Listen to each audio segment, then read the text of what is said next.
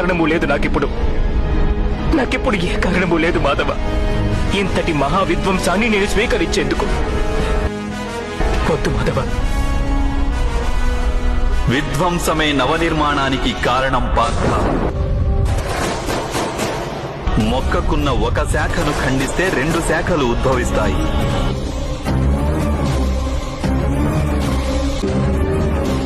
నీవు నేటి విధ్వంసానికి ఎందుకు భయపడుతున్నావు?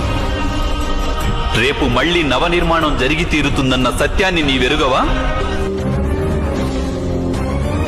యుద్ధం చేయడమే నీ కర్తవ్యం పార్థ. శస్త్రాన్ని సంధించు.